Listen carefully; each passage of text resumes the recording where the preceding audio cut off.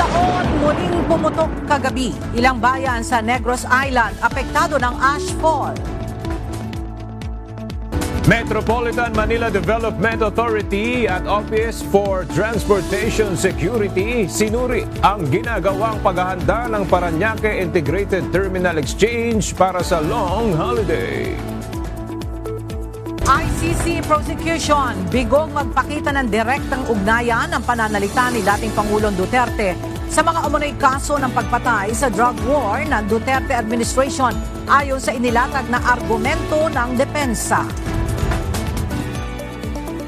Posisyon ng National Unity Party sa impeachment proceedings laban kay Vice President Sara Duterte hindi makaapekto ayon kay Antipolo 1st District Representative Ronnie Puno. Joint affidavit ng ilang dating miyembro ng Marines na may kaugnayan sa flood control at International Criminal Court iimbestigahan ng National Bureau of Investigation. Kasalukuyang bumubuga ng abo itong Bulkang Kanlaon. Ayon sa PIVOC, simula yan kanina pasado alas 10 ng umaga at hanggang sa kasalukuyan ay bumubuga ng abo itong Bulkang Kanlaon. Muli na namang pumutok ang Bulkang Kanlaon sa Negros Island kagabi mula 7:04 hanggang 7:06. Ayon sa PIVOC, ito ay moderately explosive eruption. Kasabay ng pagsabog ang pagbuga nito ng plume na umabot sa 2,500 meters ang taas. May mga nakikita ring mga apoy o umiilaw malapit sa bunganga ng bulkan. Ayon kay Philippine Institute of Volcanology and Seismology of PIVOC's Director, Dr. Teresito Bacolcol, hindi ito lava kundi incandescent ballistic projectiles o mga init na bato na lumabas mula sa loob ng bulkan. Ella, ayon sa PITX Management ay nasa 3 milyong mga pasahero ang inaasahan nilang dadagsa dito sa naturang terminal. Magkatuwang na nagsagawa ng pag-iinspeksyon ang Metropolitan Manila Development Authority at Office for Transportation Security sa Parañaque Integrated Terminal Exchange o PITX kaninang umaga. Sa naturang inspeksyon, binisita ng mga opisyal ng MMDA at OTS ang sakayan ng bus, PITX Command Center at ang LRT Line 1 Station. Sa pag-iikot kanina, kinamusta naman ni MMDA General Manager Undersecretary Nicolas Torre III ang isang bus driver patungkol sa kung ano ang karanasan nito sa pagdaan sa EDSA bus carousel. Sa ikatlong araw ng Confirmation of Charges hearing sa kaso ni dating Pangulong Rodrigo Duterte sa International Criminal Court o ICC, pinabulaanan ng depensa ang mga paratang ng prosekusyon. Ayon kay Attorney Nicholas Kaufman, ang mga kontrobersyal na talumpati ng dating Pangulo ay hindi utos na pumatay kundi mga pampulitikang hyperbole at blaster o matapang na pananalita lamang. Binigyang diin ng depensa na bigo ang prosekusyon na magpakita ng causal nexus, unang direktang ugnayan sa pagitan ng mga salita ni Duterte at ng 49 na insidente ng pagpatay na nakasaad sa mga sakdal. But if you do your duty, do not worry about cases. I'll protect you. Believe me. That's why I will protect them. And if there's somebody who will go to jail, it's me. I will assume full legal responsibility. Pok hang means knock and plead. And that it is a totally legitimate police strategy. However, the citations relied on by the prosecution to infer that Tok Hang was a criminal modus operandi are completely taken out of context. Inakusahan ng depensa ang prosekusyon ng selective citation o pagpili lamang ng mga bahagi ng talumpati ni Duterte upang palabasin nag-uutos ito ng pagpatay. Bakas sa mukha ni dating Presidential Legal Counsel Salvador Panelo na nasihan siya sa mga argumentong inihain ni Defense Counsel Nicholas Kaufman sa harap ng International Criminal Court o ICC laban sa mga binitawang pahayag ng prosecution sa unang araw ng confirmation of charges kay dating Pangulong Rodrigo Duterte. Ayon kay Panelo, kitang-kitang pinag-aralang maigi ni Kaufman ang bawat dokumento at mga talumpating iprinisinta ng prosecution at hinimay niya ito sa korte. Attorney Kaufman did not disappoint me. He made a thorough research on the case.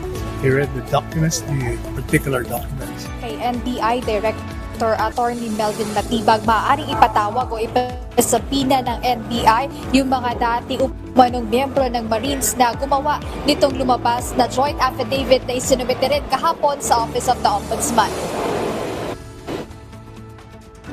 Planong imbestigahan ng National Bureau of Investigation o NBI ang nilalaman ng affidavit ng umano'y 18 dating miyembro ng Philippine Marine Press Corps na dati rin umanong security personnel ni former Congressman Zaldico. Ayon kay NBI Director Attorney Melvin Matibag, nais ng kawanihan na malaman ang pagkakakilanlan ng bawat individual na naglagay ng kanilang nalalaman sa nasabing affidavit.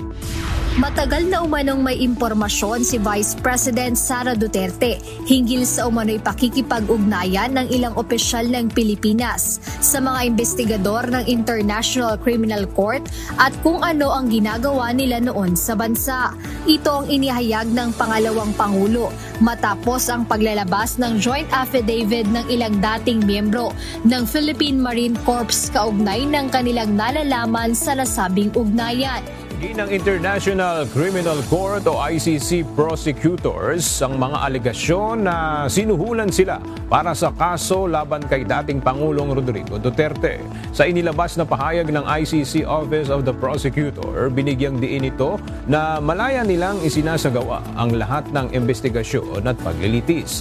Pantay nilang sinusuri ang lahat ng ebidensya upang matiyak ang kredibilidad ng kanilang mga kaso.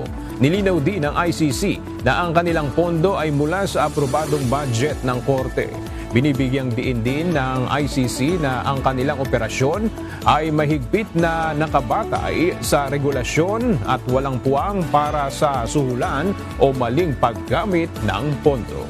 Itinalaga ni Pangulong Ferdinand Marcos Jr. si Yusek Juan Miguel Cuna bilang Acting Secretary ng Department of Environment and Natural Resources, habang si outgoing Secretary Rafael Lotilla ay itinalagang Ambassador. Katakda ng mag-convene ang House Justice Committee sa Lunes, March 2 para umpisahan yung deliberasyon sa 4 na reklamong impeachment na inihain laban kay Vice President Sara Duterte.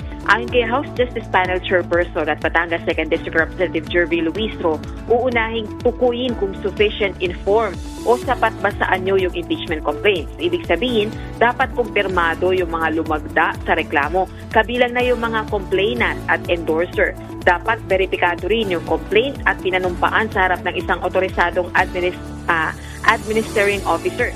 Magandang tanghali sa iyo, Ella. Ang dahilan kung bakit inilipat ng kulungan itong si Norman Mangusin alias Francis Leo Marcos ay dahil nabigo siyang maglagak ng piyansa na nagkakahalaga ng 120,000 pesos para sa 12 counts ng unjust fixation.